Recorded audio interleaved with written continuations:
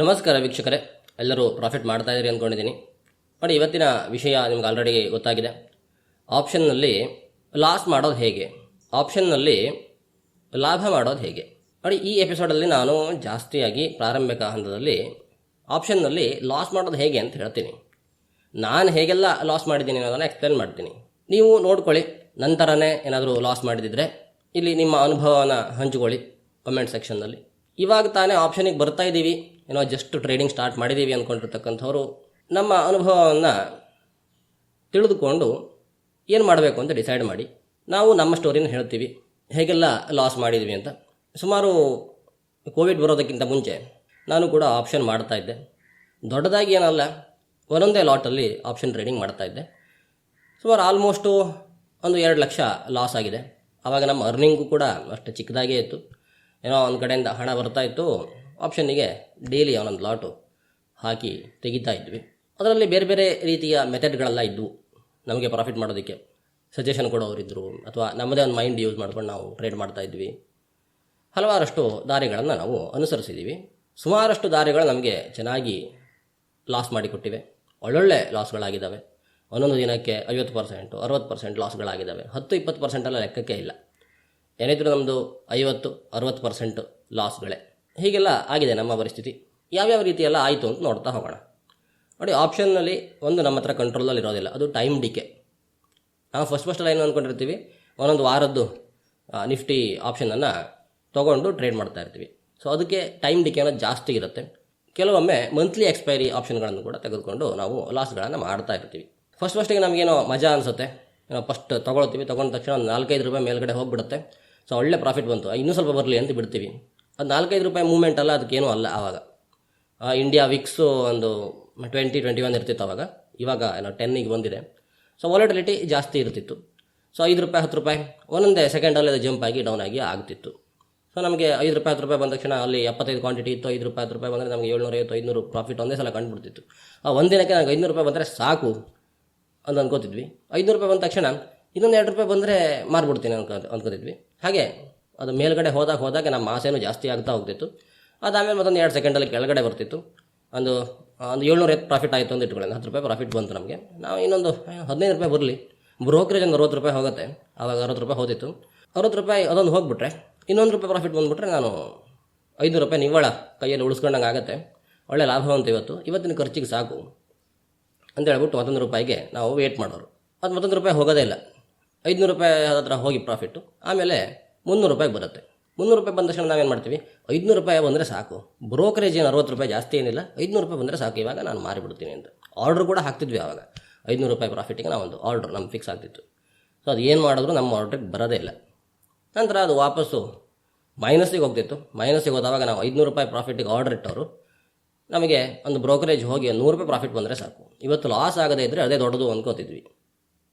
So ಆ ಆರ್ಡ್ರಿಗೂ ಅದು ಬರೋದಿಲ್ಲ, ಆ ಪ್ರೈಸ್ ಮತ್ತು ಕೆಳಗಡೆನೇ ಹೋಗುತ್ತೆ. 500 ರೂಪಾಯಿ ಲಾಸು.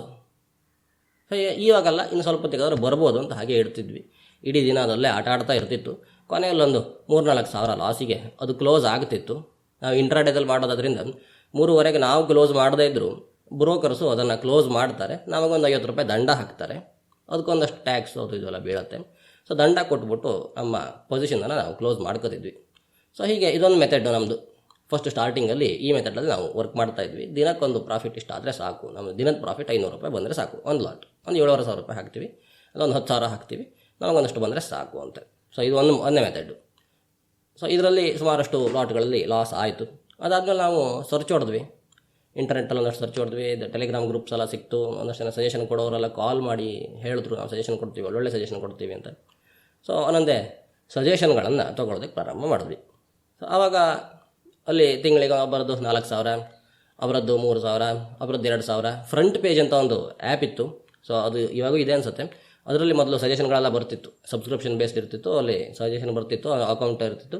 ನಾವಲ್ಲಿ ಒಬ್ಬರೊಬ್ಬರ ಸರ್ವೀಸಸ್ಗಳನ್ನು ಸಬ್ಸ್ಕ್ರೈಬ್ ಮಾಡ್ತಿದ್ವಿ. ಅದು ಆ್ಯಪ್ ಥ್ರೂನೇ ಎಲ್ಲ ಪೇಮೆಂಟ್ ಎಲ್ಲ ಆಗ್ತಿತ್ತು. ಸೊ ಸ್ವಲ್ಪ ಈಸಿ ಇತ್ತು. ನಮ್ಮದೊಂದು ಕಮ್ಯುನಿಟಿ, ಶೇರ್ ಮಾರ್ಕೆಟ್ ಅವ್ರದ್ದು ಕಮ್ಯುನಿಟಿ, ಶೇರ್ ಮಾರ್ಕೆಟ್ ನ್ಯೂಸ್ ಅದು ಇದೆಲ್ಲ ಬರ್ತಾಯಿತ್ತು ಅದರಲ್ಲಿ, ಫ್ರಂಟ್ ಪೇಜ್ ಅಂತ ಆ್ಯಪ್. ಸೊ ಆ ಆ್ಯಪಲ್ಲೂ ಕೂಡ ಒಂದಷ್ಟು ಜನರ ಸಜೆಷನ್ಗಳನ್ನ ತೊಗೊಂಡಿದ್ವಿ ನಾವು. ಸೊ 9 ಕಾಲಕ್ಕೆ ನಮಗೆ ಒಂದು ಕಾಲ್ ಬರ್ತಾಯಿತ್ತು. ಇವತ್ತು ಸಿ ತೊಗೊಳ್ಳಿ, ಪಿ ತೊಗೊಳ್ಳಿ ಅಂತ ಏನೋ ಒಂದು ಕಾಲ್ ಬರುತ್ತೆ. ಸೊ 50 ರೂಪಾಯಿ ತೊಗೊಳ್ಳಿ ಅಂತ ಹೇಳಿರ್ತಾನೆ ಅವನು. ಅವನ ಒಂದು ಮೆಸೇಜನ್ನು ನಾವು ನೋಡಿಬಿಟ್ಟು ಆಮೇಲೆ ನಮ್ಮ ಬ್ರೋಕಿಂಗ್ ಆ್ಯಪನ್ನು ಓಪನ್ ಮಾಡಿ ಅಲ್ಲಿ ನಾವು ಆ ಆಪ್ಷನ್ ಸರ್ಚ್ ಹೊಡೆದು ವಾಚ್ ಲಿಸ್ಟಿಗೆ ಹಾಕ್ಕೊಂಡು ಟ್ರೇಡ್ ಮಾಡೋಷ್ಟೊತ್ತಿಗೆ 50 ರೂಪಾಯಿಗಿರೋದು ಹತ್ತತ್ರ 55-56 ಆಗಿರ್ತಿತ್ತು. ಅವನು ಅದಕ್ಕೆ ಟಾರ್ಗೆಟ್ ಒಂದು 2-3 ಟಾರ್ಗೆಟ್ ಕೊಟ್ಟಿರೋರು ಆವಾಗ. ಒಂದು ಟಾರ್ಗೆಟ್ 2, ಟಾರ್ಗೆಟ್ 3 ಅಂತ. ಟಾರ್ಗೆಟ್ 1 ಇರುತ್ತೆ 80 ರೂಪಾಯಿಗೆ, ಟಾರ್ಗೆಟ್ 2 100 ರೂಪಾಯಿ, ಟಾರ್ಗೆಟ್ 3 120 ರೂಪಾಯಿ. ನೀವೇನು 10 ಲಾಟ್ ತೊಗೊಂಡಿದ್ರೆ ಒಂದು 5 ಲಾಟನ್ನು 70 ರೂಪಾಯಿ ಕೊಡಿ, 80 ರೂಪಾಯಿ ಕೊಡಿ, ಫಸ್ಟ್ ಟಾರ್ಗೆಟಿಗೆ ಮಾರಾಟ ಮಾಡಿಬಿಡಿ, ಆಮೇಲೆ ಒಂದು 20 ಕ್ವಾಂಟಿಟಿ ಕೊಡಿ, ಆಮೇಲೆ ಒಂದು ಸ್ವಲ್ಪ ಕೊಡಿ ಅಂತ. ಸೊ ಒಂದು 10 ಲಾಟ್ ಇದ್ದರೆ ಮೊದಲಿಗೆ 5 ಲಾಟು, ಆಮೇಲೆ ಒಂದು 2 ಲಾಟು, ಆಮೇಲೆ ಒಂದು 2 ಲಾಟು, ಆಮೇಲೆ ಲಾಸ್ಟಲ್ಲಿ ಫೈನಲಿಗೆ ಅದನ್ನು ಬಿಟ್ಬಿಡಿ, ಹಾಗೆ ಎಷ್ಟು ಹೋಗುತ್ತೋ ಹೋಗಲಿ 1 ಲಾಟು ಅಂತ. ಸೊ ಹಾಗೆಲ್ಲ ಅವ್ನು ಸಜೆಷನ್ ಕೊಡ್ತಿದ್ದ. ಸೊ ನಮ್ಮ ಹತ್ರ ನಮ್ಮ ಕೆಪಾಸಿಟಿ ಇರೋದೇ 1 ಲಾಟು. ಸೊ ನಾವು 1 ಲಾಟ್ ಹಾಕೋತಿದ್ವಿ. ನಮಗೆ ಇಲ್ಲ 56 ರೂಪಾಯಿಗೆ ಹೋದಾಗ ಏನಾಗಂತಿತ್ತು ಅಂತಂದರೆ ಫಸ್ಟ್ ಟಾರ್ಗೆಟ್ 80 ರೂಪಾಯಿ ಇದೆ, ನನಗೊಂದಷ್ಟು ಲಾಭ ಅಂತ ಬಂದೇ ಬರುತ್ತೆ. ಈ 6 ರೂಪಾಯಿ ಹೆಚ್ಚಿಗೆ ತೊಗೊಂಡ್ರು ಏನು ಲಾಸ್ ಆಗೋಲ್ಲ. ಟಾರ್ಗೆಟ್ 1 ಮುಟ್ಟಿದ್ರೆ ಸಾಕು ನಮಗೆ. ಟಾರ್ಗೆಟ್ 2, ಟಾರ್ಗೆಟ್ 3 ಎಲ್ಲ ಬೇಡ, ನಾವು ದೊಡ್ಡ ಆಸೆ ಮಾಡೋರೇ ಅಲ್ಲ, ಒಂದೇ ಟಾರ್ಗೆಟ್ ಮುಟ್ಟಿದ್ರೆ ಸಾಕು. ಸೊ ಅವ್ನು 50 ರೂಪಾಯಿ ಕೊಟ್ಟಿರ್ತಿದ್ದ, ಅದಕ್ಕೆ ಒಂದು 40 ರೂಪಾಯಿ SL ಕೊಟ್ಟಿರ್ತಿದ್ದ. ಅವನ ಲೆಕ್ಕದಲ್ಲೇನು 10 ರೂಪಾಯಿ SLಗೆ ನಾನು ಒಂದು 30 ರೂಪಾಯಿ ಪ್ರಾಫಿಟ್ ಕೊಟ್ಟಿದ್ದೀನಿ, 1:3 ರೇಷಿಯೋದಲ್ಲಿ ನಾನು ಕಾಲ್ ಕೊಟ್ಟಿದ್ದೀನಿ ಅಂತ ಅವ್ನು ಹೇಳೋನು, ಅವ್ನು ಕ್ಲೇಮ್ ಮಾಡೋನು. ಸೊ ನಾವು 56 ರೂಪಾಯಿ ಹೋದರೂ ಒಡ್ಡಿಲ್ಲ, ಈ ಕಡೆ 16 ರೂಪಾಯಿ SL ಹೋಗುತ್ತೆ, ಆ ಕಡೆ ನಮಗೊಂದು 20 ರೂಪಾಯಿ 25 ರೂಪಾಯಿ ಪ್ರಾಫಿಟ್ ಸಿಗುತ್ತೆ. ಸೊ ಅಷ್ಟು ಸಿಕ್ಕಿದ್ರೆ ಸಾಕು ನಮಗೆ, ಒಂದಿನದ ಖರ್ಚಿಗೆ ಆಯಿತು. ನಮ್ಮ ಟಾರ್ಗೆಟ್ ಏನಿದೆ ದಿನಕ್ಕೆ 500 ರೂಪಾಯಿ 1000 ರೂಪಾಯಿ ಪ್ರಾಫಿಟ್ ಮಾಡೋದು. ಸೊ ಅಷ್ಟಾಗುತ್ತೆ. ಸೊ ಹೀಗೆ ಅವನು ಕೊಟ್ಟಿರೋ ಪ್ರೈಸ್ಗಿಂತ ನಾವು ಜಾಸ್ತಿಗೆ ಖರೀದಿ ಮಾಡೋರು. ಆಮೇಲೆ ಅದು ಟಾರ್ಗೆಟ್ 1 ಹಿಟ್ ಆಗಿಬಿಟ್ಟು ಅಥವಾ ಟಾರ್ಗೆಟ್ 1 ಹತ್ತತ್ರ ಹೋಗಿ ಇನ್ನೊಂದು 80 ಕೊಟ್ಟಿದ್ದಾನೆ, 79ಕ್ಕೆ ಹೋಗಿ ಅದು ವಾಪಸ್ ಕೆಳಗಡೆ SLಗೆ ಬಂದುಬಿಡೋದು. ಸೊ ನಮಗೆ ನಾವು ಟಾರ್ಗೆಟ್ ಅಂದರೆ 81 ರೂಪಾಯಿ ಅಥವಾ 80 ರೂಪಾಯಿ ಕ್ರಾಸ್ ಆದಮೇಲೆ ನಾವು ಸೆಲ್ ಮಾಡೋರು ಅಂತ. ಸೊ ಅದಕ್ಕಿಂತ 1 ರೂಪಾಯಿ ಕಡಿಮೆ ಆದರೂ ನಾವು ಅದನ್ನು ಸೆಲ್ ಮಾಡ್ತಾ ಇರಲಿಲ್ಲ. ಸೊ ಅಲ್ಲೊಂದು ಮಿಸ್ಟೇಕ್ ಮಾಡಿದ್ವಿ, SLನ ಜಾಸ್ತಿ ತೊಗೊಂಡ್ವಿ. ಮೊದಲು ಫಸ್ಟಲ್ಲಿ SL ಇರೋದೇ ಇಲ್ಲ ಆಗಿತ್ತು, ಎಷ್ಟು ಹೋಗುತ್ತೋ ಅಷ್ಟು ಲಾಸು ಅಂತ. ಆಮೇಲೆ SL ಇಡೋದಕ್ಕೆ ಶುರು ಮಾಡಿದ್ವಿ. SL ಇಟ್ಟಾಗ ನಾವು ಎಂಟ್ರಿ ಪ್ರೈಸನ್ನು ರಾಂಗ್ ಮಾಡ್ಕೊಂಡ್ವಿ. ಎಂಟ್ರಿ ಅವ್ನು 50 ಹೇಳಿದ್ರೆ ನಾವು 56ಕ್ಕೆ 57ಕ್ಕೆಲ್ಲ ತೊಗೊಂಡ್ವಿ, ಅದು 60 70 ತೊಗೊಂಡಿದ್ದೆ. 10 ರೂಪಾಯಿ ಪ್ರಾಫಿಟ್ ಬರುತ್ತಲ್ಲ ಅಂತ, ಫಸ್ಟ್ ಟಾರ್ಗೆಟಿಗೆ 10 ರೂಪಾಯಿ ಸಿಗುತ್ತೆ ನಮಗೆ, 10 ರೂಪಾಯಿ ಪ್ರಾಫಿಟ್ ಬರುತ್ತೆ ಅಂತ. ಸೊ ಹೀಗೆಲ್ಲ ಮಾಡಿದ್ದೆ. ಎಂಟ್ರಿಯಲ್ಲಿ ಒಂದಷ್ಟು ಮಿಸ್ಟೇಕ್ಗಳನ್ನು ಮಾಡ್ಕೊಂಡ್ವಿ, ಅಲ್ಲೊಂದಷ್ಟು ಲಾಸ್ಗಳಾಯಿತು. ಒಬ್ಬೊಬ್ಬರ ಹತ್ರನೂ ಒಂದೊಂದು ತಿಂಗಳ ನಾವು ಸಜೆಷನ್ ತೊಗೊಂಡ್ವಿ ಅಂತಂದ್ರು ಸುಮಾರಷ್ಟೊಂದು 1 ವರ್ಷದವರೆಗೆ ಹೀಗೆ ಸಜೆಷನ್ ತೊಗೊಳ್ತಾನೆ ಇದ್ವಿ. ಬೇರೆ ಬೇರೆ ಹತ್ರ ಸಜೆಷನ್ ತೊಗೊಳ್ಳೋದು, 1 ತಿಂಗಳ ಇವ್ರ ಹತ್ರ, 1 ತಿಂಗಳ ಅವನ ಹತ್ರ, ಹೀಗೆ ಸಜೆಷನ್ ತೊಗೊಂಡು ಒಂದಷ್ಟು ಲಾಸ್ಗಳನ್ನು ಮಾಡಿದ್ವಿ. ಸೊ ಸಜೆಷನ್ ಕೂಡ ವರ್ಕ್ ಆಗಲ್ಲ, ಯಾಕೆಂದರೆ ಅವರ ಟೈಮಿಂಗ್ ನಮ್ಮ ಟೈಮಿಂಗ್ ವರ್ಕ್ ಆಗಲ್ಲ. ಅವರೇನೋ ಒಂದು ಅವ್ರು ನೋಡೋ ಟೈಮಿಗೆ ಏನೋ ಪ್ರೈಸ್ ಇರುತ್ತೆ, ನಾವು ನೋಡೋಷ್ಟೊತ್ತಿಗೆ ಬೇರೆ ಪ್ರೈಸ್ ಬಂದಿರುತ್ತೆ. ಸೊ ನಾವು ನೋಡೋಷ್ಟೊತ್ತಿಗೆ ಟಾರ್ಗೆಟ್ 1 ಹಿಟ್ಟಾದರೂ ಆಗಿರ್ಬೋದು. ಸೊ ಹೀಗೆಲ್ಲ ಆಗುತ್ತೆ. ಅಲ್ಲೂ ಕೂಡ ನಮಗೆ SL ಹಿಟ್ಟಾಯಿತು, ಲಾಸ್ ಆಯಿತು. ಸೊ ನೆಕ್ಸ್ಟ್ ಏನು ಮಾಡೋದು, ಕೋವಿಡ್ ಬಂತು. ಕೋವಿಡಲ್ಲಂತೂ ಒಂದೇ ದಿನಕ್ಕೆ ಒಂದೊಂದು ಲಾಟ್ಗಳೆಲ್ಲ ಝೀರೋ ಆಗಿಬಿಟ್ಟಿದ್ದಾವೆ.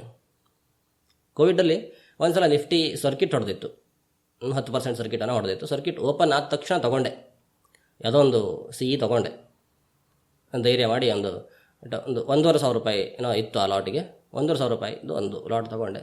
ಅದೊಂದು 6,000-7,000 ರೂಪಾಯಿ ಪ್ರಾಫಿಟ್ ಕೊಟ್ಬಿಡ್ತು. ಸೊ ಇಮಿಡಿಯೇಟ್ ಅದನ್ನು ಸರ್ಕಿಟ್ ಹಿಟ್ಟಾಗಿ ಸರ್ಕಿಟ್ ಓಪನ್ ಆದ ತಕ್ಷಣ ನಿಫ್ಟಿ ಸಿಕ್ಕಾಪಟ್ಟೆ ಫಾಸ್ಟಾಗಿ ಮೇಲ್ಗಡೆ ಹೋಗಿದೆ ಅವತ್ತು.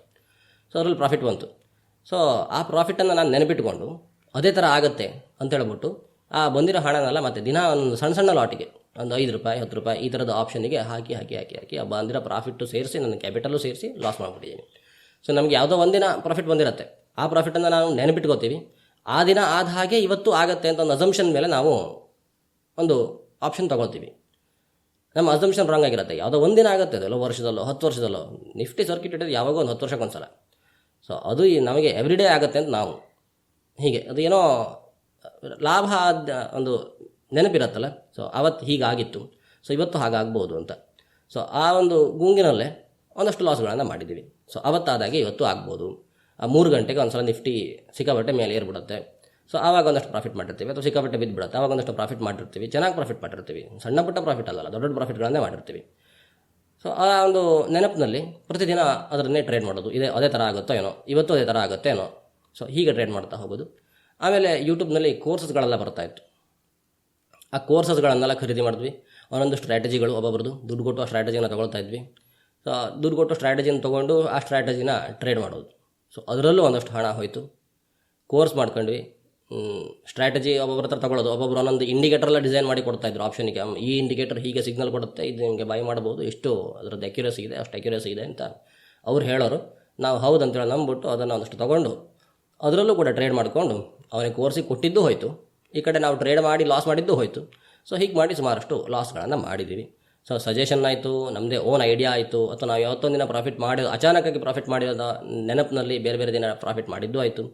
ಆಮೇಲೆ ಕೋರ್ಸ್ಗಳನ್ನು ತಗೊಂಡಿದ್ದಾಯಿತು, ಆಮೇಲೆ ಸ್ಟ್ರಾಟಜಿಗಳನ್ನು ಮಾರೋರಿದ್ರು ಅದನ್ನು ತಗೊಂಡಿದ್ದಾಯಿತು, ಇಂಡಿಕೇಟರ್ಗಳನ್ನು ಮಾರೋರಿದ್ರು ಅವಾಗ, ಸೊ ಅದನ್ನು ತಗೊಂಡಾಯಿತು. ಸೊ ಇವಾಗೂ ಇರ್ಬೋದು ಕೆಲವರು, ನಾನು ಈಗ ಅದನ್ನು ಚೆಕ್ ಮಾಡ್ತಾ ಇಲ್ಲ ಏನೇನಿದೆ ಏನೇನಿಲ್ಲ ಅಂತ. ಆಪ್ಷನನ್ನು ಕಂಪ್ಲೀಟಾಗಿ ಬಿಟ್ಬಿಟ್ಟಿದ್ದೀನಿ. ಇವಾಗ ಆಪ್ಷನ್ನಲ್ಲಿ ಏನೋ ಬರಲ್ಲ ಅಂತ ಗೊತ್ತಾಗಿ ಇವಾಗೆಲ್ಲ ಬಿಟ್ಟಿದ್ದೀನಿ. ಇವಾಗ ಸ್ಟಾಕ್ ಸ್ವಿಂಗ್ ಮಾತ್ರ ಮಾಡ್ತೀನಿ. ಸೊ ಹೀಗೆಲ್ಲ ಆಗಿ ಒಂದಷ್ಟು ಲಾಸ್ಗಳನ್ನು ನಾನು ಮಾಡಿದ್ದೀನಿ. ನೀವು ಇದೇ ಥರ ಸಜೆಷನ್ ತೊಗೊಂಡು, ಕೋರ್ಸ್ ತೊಗೊಂಡು, ಅಥವಾ ಸ್ಟ್ರಾಟಜಿಗಳನ್ನು ಖರೀದಿ ಮಾಡಿಬಿಟ್ಟು, ಅಥವಾ ಇವಾಗಂತೂ ಹೊಸದಾಗಿ ಒಂದು ಹೊಸ ಸ್ಕ್ಯಾಮ್ ಬರ್ತಾ ಇದೆ, AI ಟ್ರೇಡಿಂಗ್ ಅಂತ. ಸೊ AI ಟ್ರೇಡ್ ಮಾಡಲಿ ಅಥವಾ ಮನುಷ್ಯರೇ ಟ್ರೇಡ್ ಮಾಡಲಿ, ಅಲ್ಗೊರಿದಮ್ಮೇ ಮಾಡಲಿ, ಏನೇ ಮಾಡಲಿ, ಚಾರ್ಟಲ್ಲಿ ಅದು ರಿಫ್ಲೆಕ್ಟ್ ಆಗೇ ಆಗುತ್ತೆ. ನೀವು ಒಂದು ಟ್ರೇಡ್ ಮಾಡ್ತಾ ಇದ್ದೀರಿ ಅಂದ ತಕ್ಷಣ ಚಾರ್ಟಲ್ಲಿ ಅದರ ಒಂದು ರಿಫ್ಲೆಕ್ಷನ್ ಬರುತ್ತೆ, ಪ್ರೈಸಲ್ಲಿ ಫ್ಲಕ್ಚುಯೇಷನ್ಗಳು ಬರುತ್ತೆ. ಅದ್ರ ಮೇಲೆ ನಾವು ಟೆಕ್ನಿಕಲ್ ಅನಾಲಿಸಿಸ್ ಅಂತ ಕರಿತೀವಿ, ಆ ಅನಾಲಿಸಿಸ್ ಮಾಡಿಬಿಟ್ಟು ಟ್ರೇಡ್ ಮಾಡೋದು. ಸೊ ಅಲ್ಲೇನೂ ನಮಗೆ ಪ್ರಾಬ್ಲಮ್ ಆಗೋದಿಲ್ಲ. AI ಬರಲಿ ಅಥವಾ ಅಲ್ಗೊರಿದಮ್ ಬರಲಿ, ಎಷ್ಟೇ ದೊಡ್ಡ ಅಲ್ಗೊರಿದಮ್ ತೊಗೊಂಡು ಬರಲಿ, ಸೊ ನಿಮ್ಮ ಪ್ರೈಸಲ್ಲಿ ನಿಮಗೆ ಅದರ ಆ್ಯಕ್ಷನ್ ನಿಮ್ಗೆ ಗೊತ್ತಾಗಿಯೇ ಆಗುತ್ತೆ. ಅದನ್ನು ನೀವು ಫಾಲೋ ಮಾಡ್ತಾ ಇದ್ದರೆ ಒಳ್ಳೆಯ ಲಾಭವನ್ನು ಕೂಡ ಮಾಡಬಹುದು. ನಿಫ್ಟಿ ಎಲ್ಲಿಗೆ ಹೋಗುತ್ತೆ ಅಂತ ನಮಗೆ ಗೊತ್ತಿರುತ್ತೆ. ಸೊ ನಿಫ್ಟಿ ಇನ್ನು ಇಲ್ಲಿಂದ ಒಂದು 3,000 ಪಾಯಿಂಟ್ ಅಥವಾ 4,000 ಪಾಯಿಂಟ್ ಮೇಲ್ಗಡೆ ಹೋಗುತ್ತೆ ಅಂತ ಗೊತ್ತಿರುತ್ತೆ. ಆದರೆ ಯಾವಾಗ ಹೋಗುತ್ತೆ ಸೊ ಅದು ಗೊತ್ತಿರೋದಿಲ್ಲ. ಸೊ ಇವತ್ತು ಹೋಗ್ಬೋದು, ನಾಳೆ ಹೋಗ್ಬೋದು, ನಾಡ್ದು ಹೋಗ್ಬೋದು. ಸೊ ಆ ಒಂದು ಅಸಂಪ್ಷನ್ ಮೇಲೆ ನಾವು ನಿಫ್ಟಿ ಆಪ್ಷನ್ನ ತೊಗೊಂಡ್ರೆ ಪ್ರಾಬ್ಲಮ್ ಆಗುತ್ತೆ. ಯಾಕೆಂದರೆ ಆಪ್ಷನ್ನಲ್ಲಿ ಟೈಮ್ ಡಿಕೆ ಇರುತ್ತೆ. ನಿಫ್ಟಿ ಹೋಗದೇ ಇರಲಿ, ಆ ಆಪ್ಷನ್ ಅದು ಸತ್ತೋಗುತ್ತದು, ಅದು ಕ್ಲೋಸ್ ಆಗುತ್ತೆ ಅದು. ಸೊ ಇನ್ನೊಂದು ತಿಂಗಳ ಟೈಮ್ ಇದೆ ಅದಕ್ಕೆ ಸಾಯೋದಕ್ಕೆ. ಸೊ ಸಾಯೋ ಟೈಮ್ ಬಂದಾಗ ಅದರ ಪ್ರೈಸ್ ಡೌನ್ ಆಗ್ತಾ ಬರುತ್ತೆ. ನಿಫ್ಟಿ ಹೋಗಲಿಲ್ಲ ಅಂತಂದ್ರೆ ಸತ್ತೋಗ್ಬಿಡುತ್ತೆ, ಒಂದು ನಮ್ಮದು ಲಾಸ್ ಆಗಿಬಿಡುತ್ತೆ. ಅದು ಅಲ್ಲಿ ಎಕ್ಸ್ಪೈರಿ ಇರುತ್ತೆ ನಿಫ್ಟಿಗೆ. ಆಪ್ಷನಿಗೆ ಇದಿರುತ್ತೆ. ನಿಮಗೆ ಸುಲಭವಾಗಿ ಸಿಕ್ಕೋದು ನಿಫ್ಟಿ ಆಪ್ಷನ್ನೇ. ಮೊದಲು 25 ಕ್ವಾಂಟಿಟಿ ಇತ್ತು. 25 ಕ್ವಾಂಟಿಟಿ ಇದ್ದಾಗಂತೂ ತುಂಬ ಕಡಿಮೆ ಸಿಗ್ತಾಯಿತ್ತು. 100 ರೂಪಾಯಿ ಅಂತಂದ್ರೆ 2,500 ರೂಪಾಯಿ ಸಿಗ್ತಾಯಿತ್ತು ಒಂದು ಲಾಟು. ಇವಾಗ ಮತ್ತೆ ವಾಪಸ್ 75 ಮಾಡಿದ್ದಾರೆ. ಅದನ್ನ 25 ಯಾಕೆ ಮಾಡಿದ್ರೋ ಗೊತ್ತಿಲ್ಲ, 75 ಯಾಕೆ ಮಾಡಿದ್ರೋ ಗೊತ್ತಿಲ್ಲ. ಸೊ ಮತ್ತೆ ವಾಪಸ್ 75 ಮಾಡಿದ್ದಾರೆ. ಈಗ 7,500 ರೂಪಾಯಿ ಅಂತ 100 ರೂಪಾಯಿ ಇದೆ ಅಂತಂದ್ರೆ 7,500 ರೂಪಾಯಿ ಬೇಕು ನಮಗೆ ಒಂದು ಲಾಟ್ ತೊಗೊಳೋದಕ್ಕೆ. ಅದು ನಿಮ್ಗೆ ಕಡಿಮೆ ಸಿಕ್ಕೋದು. ಇನ್ನು FNO ಸ್ಟಾಕ್ಸ್ಗಳಿದ್ದಾವೆ. ಸ್ಟಾಕ್ಸ್ಗಳಾದ್ರೆ ತುಂಬ ರೇಟ್ ಜಾಸ್ತಿ ಇರುತ್ತೆ, 25,000 30,000 ಒಂದೊಂದು ಲಾಟಿಗೆ ಇರುತ್ತೆ. ಅಲ್ಲಿ ಲಾಸ್ ಆದರೂ ಸಿಕ್ಕಾಪಟ್ಟೆ ಲಾಸ್ ಆಗುತ್ತೆ. ಸಿಕ್ಕಾಪಟ್ಟೆ ಕ್ವಾಂಟಿಟಿ ಕೂಡ ಇರುತ್ತೆ ಈ ಸ್ಟಾಕ್ ಆಪ್ಷನ್ಗಳಿಗೆ. ಅದು ಇಲ್ಲಿಕ್ವಿಡ್ ಆಗಿರುತ್ತೆ. ಏನೋ ಒಂದಿನ 10% ಡೌನ್ ಆಗಿಬಿಟ್ಟು ಅಲ್ಲೇ ಒದ್ದಾಡ್ತಾ ಇರ್ಬೋದು ಒಂದೊಂದು ಸ್ಟಾಕ್ಗಳು. ನಿಮಗೆ ಹೆವಿ ಲಾಸಸ್ಗಳಾಗ್ಬಿಡುತ್ತೆ ಆಪ್ಷನ್ನಲ್ಲಿ. ಸೊ ಆಪ್ಷನ್ ಮಾಡೋದಕ್ಕೆ ಹೋಗಬೇಡಿ. ಆಪ್ಷನ್ನಲ್ಲಿ ನಿಮಗೆ ತುಂಬಾ ಪ್ರಾಬ್ಲಮ್ಸ್ಗಳಿದ್ದಾವೆ. ಟೈಮ್ ಡಿಕೆ ಇರುತ್ತೆ, ಸ್ಪೀಡ್ ಇರುತ್ತೆ. ನಿಫ್ಟಿಯ ಸ್ಪೀಡ್ ಹೇಗಿದೆ ಅನ್ನೋದ್ರ ಮೇಲೂ ಕೂಡ ಅಲ್ಲಿ ಪ್ರೈಸ್ ಫ್ಲಕ್ಚುಯೇಷನ್ಗಳಾಗುತ್ತೆ. ಹಾಗೆ in the money, out of the money, ಸಿಕ್ಕಾಪಟ್ಟೆ ಕಾನ್ಸೆಪ್ಟ್ಗಳಿದ್ದಾವೆ. ಒಂದೊಂದೇ ಕಾನ್ಸೆಪ್ಟನ್ನು ನೀವು ಕಲಿತಾ ಹೋಗಬೇಕಾಗುತ್ತೆ. ನಿಮಗೆ ಒಂದು ಸಾಧಾರಣ ಒಂದು 2 ವರ್ಷನಾದರೂ ಬೇಕಾಗುತ್ತೆ ಈ ಆಪ್ಷನ್ನಲ್ಲಿ ನೀವು ಪಳಗಿ. ಆಪ್ಷನ್ ಹೇಗೆ ವರ್ಕ್ ಆಗುತ್ತೆ, ನಮ್ಮ ನಿಫ್ಟಿ ಹೇಗೆ ವರ್ಕ್ ಆಗುತ್ತೆ, ಅಥವಾ ನಮ್ಮ ಚಾರ್ಟ್ ಹೇಗೆ ವರ್ಕ್ ಆಗುತ್ತೆ ಅನ್ನೋದನ್ನು ಕಲ್ತ್ಕೊಂಡು, ಟೆಕ್ನಿಕಲ್ ಅನಾಲಿಸಿಸನ್ನು ಕಲ್ತ್ಕೊಂಡು, ನಂತರ ಯಾವ ಟೈಮಲ್ಲಿ ನಾನು ಎಂಟರ್ ಆದರೆ ಒಳ್ಳೆಯದು, ಎಲ್ಲಿ ನನಗೆ SL ಕಡಿಮೆ ಇರುತ್ತೆ, ರಿವಾರ್ಡ್ ಆ್ಯಂಡ್ ರಿಸ್ಕ್ ರೇಷಿಯೋ ಹೇಗಿದೆ, ಸೊ ಇದನ್ನೆಲ್ಲ ಕಲ್ತ್ಕೊಂಡು ಓವರಾಲ್ ಕಲ್ತ್ಕೊಂಡು ನಿಮಗೆ ಎಕ್ಸ್ಪೀರಿಯನ್ಸ್ ಬರಬೇಕಾಗುತ್ತೆ. ನೀವು ಆಪ್ಷನ್ ಮಾಡೋದಕ್ಕೆ ಹೋಗ್ತಿದ್ದೀರಿ ಅಂದರೆ ನಿಮಗೆ ಎಕ್ಸ್ಪೀರಿಯನ್ಸ್ ಬೇಕೇ ಬೇಕು. ಸೊ ನಿಮ್ಮ ಹಣ ನೀವು ಕಳ್ಕೊತೀರಿ. ಸೊ ಈ ಆಪ್ಷನ್ನಲ್ಲಿ ಹಣ ಕಳ್ಕೊಳ್ಳೋದಕ್ಕೆ ಭಾಳಷ್ಟು ದಾರಿ ಇದ್ದಾವೆ. ಬೇಗನೆ ಹಣ ಕಳ್ಕೊಳ್ಳೋದಕ್ಕಾಗುತ್ತೆ ಆಪ್ಷನ್ನಲ್ಲಿ. ನಿಮಗೆ ಬೇಗ ಹಣ ಕಳಿಬೇಕು ಅಂತಿದ್ರೆ ಆಪ್ಷನಿಗೆ ಬನ್ನಿ. ಬೇಗನೆ ಲಾಸ್ ಆಗುತ್ತೆ, ಬೇಗನೆ ಕರಗಿ ಹೋಗುತ್ತೆ. ಮಾರ್ಕೆಟಿಂದ ಹಾಗೆ ನೀವು ಔಟ್ ಆಗ್ತೀರಿ. ಸೊ ಫಸ್ಟ್ ಬಂದ ತಕ್ಷಣ ಇಂಟ್ರಾಡೇ ಆ್ಯಂಡ್ ಆಪ್ಷನ್ಸ್ ಅದು ಎರಡನ್ನು ಮಾಡೋದಕ್ಕೆ ಹೋಗಲೇಬಾರ್ದು. ನೀವು ಸ್ವಿಂಗ್ ಮಾಡಿ, ಇಲ್ಲ ಲಾಂಗ್ ಟರ್ಮ್ ಟ್ರೇಡ್ ಮಾಡಿ, ಅಥವಾ ಡಿವಿಡೆಂಡ್ ಟ್ರೇಡ್ ಮಾಡಿ, ಇಲ್ಲ ಮ್ಯೂಚುವಲ್ ಫಂಡಿಗೆ ಹೋಗಿ, ETFಸಿಗೆ ಹೋಗಿ. ಆದರೆ ಆಪ್ಷನ್ ಮತ್ತು ಇಂಟ್ರಾಡೇಗೆ ಬರೋದಕ್ಕೆ ಹೋಗಬೇಡಿ. ಬೇಗನೆ ನೀವು ಹಣವನ್ನು ಕಳೆದುಕೊಳ್ತೀರಿ. ಆಪ್ಷನ್ನಲ್ಲಂತೂ ನಿಮಗೆ ದಿನಕ್ಕೆ ಏನಿಲ್ಲ, ಹಿಂಗೆ ಸೆಕೆಂಡಲ್ಲಿ ಮಾಯ ಆಗಿಬಿಡುತ್ತೆ ಹಣ. ಸೊ ಆಪ್ಷನಿಗೆ ಬರೋದಕ್ಕೆ ಹೋಗಬೇಡಿ. ನಾನು ಈ ಥರ ಲಾಸ್ ಮಾಡ್ಕೊಂಡಿದ್ದೀನಿ. ಸೊ ಇದೇ ಥರದ ಲಾಸ್ಗಳನ್ನು ಸುಮಾರು ಜನ ಮಾಡ್ತಾ ಇದ್ದಾರೆ. ಈಗಲೂ ಕೂಡ ಸಜೆಷನ್ ತೊಗೊಳ್ತಾರೆ. ಅವ್ನು ಹಂಗೆ ಸಜೆಷನ್ ಕೊಡ್ತಾನೆ, ಇವನು ಹಿಂಗೆ ಸಜೆಷನ್ ಕೊಡ್ತಾನೆ. ಸೊ ಓವರಾಲಾಗಿ ನೀವು ನೋಡಿ, ಒಂದು ತಿಂಗಳ ಮಾಡಿ, ಒಂದು ತಿಂಗಳದ ಎಂಡಿಗೆ ನಿಮಗೆ ಗೊತ್ತಾಗುತ್ತೆ ನಿಮ್ಗೆ ಕೈಯಲ್ಲಿ ಎಷ್ಟು ಹಣ ಆಯಿತು. ಬರಬೇಕಾದ್ರೆ 1 ಲಕ್ಷ, ಒಂದು ತಿಂಗಳ ಪ್ರಾರಂಭದಲ್ಲಿ 1 ಲಕ್ಷ ರೂಪಾಯಿ ಹಾಕಿದ್ದೀರಿ. ಕೊನೆಯಲ್ಲಿ ನಿಮಗೆ 80,000 ಉಳಿದಿರುತ್ತೆ.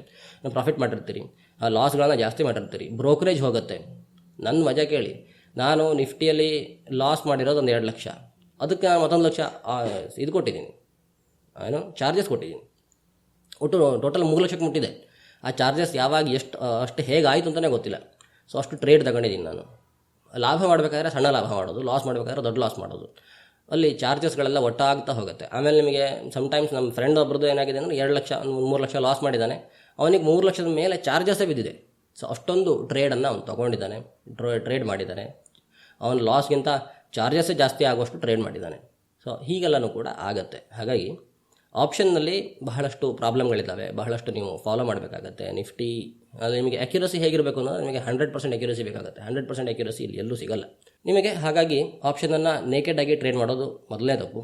ಅದನ್ನು ಹೆಜ್ ಮಾಡಿ ಟ್ರೇಡ್ ಮಾಡಬೇಕಾಗತ್ತೆ. ಹೆಜ್ ಮಾಡಿ ಟ್ರೇಡ್ ಮಾಡಬೇಕಾದ್ರೂ ನಿಮಗೆ ಯಾವುದನ್ನು ಹೆಜ್ ಮಾಡಬೇಕು, ಎಷ್ಟು ಹೆಜ್ ಮಾಡಬೇಕು, ಯಾವಾಗ ಹೆಜ್ ಮಾಡಬೇಕು, ನಿಫ್ಟಿ ಯಾವ ಕಡೆ ಹೋಗುತ್ತೆ, ಎಷ್ಟು ದಿನದಲ್ಲಿ ಹೋಗ್ಬೋದು, ಎಷ್ಟು ಕೆಳಗಡೆ ಹೋಗ್ಬೋದು, ಎಷ್ಟು ದಿನದಲ್ಲಿ ಕೆಳಗಡೆ ಹೋಗ್ಬೋದು, ಕೆಳಗಡೆ ಹೋದಾಗ ಲಾಸ್ ಎಷ್ಟು ಆಗುತ್ತೆ, ಎಷ್ಟು ಲಾಸನ್ನು ನಾನು ತಡ್ಕೊಳ್ಬೋದು, ಇದನ್ನೆಲ್ಲ ನೋಡ್ಕೊಳ್ಬೇಕಾಗತ್ತೆ. ಹಾಗಾಗಿ ಆಪ್ಷನ್ ಟ್ರೇಡ್ ಮಾಡೋದು ಬಹಳ ಕಾಂಪ್ಲಿಕೇಟೆಡ್ ಇದೆ.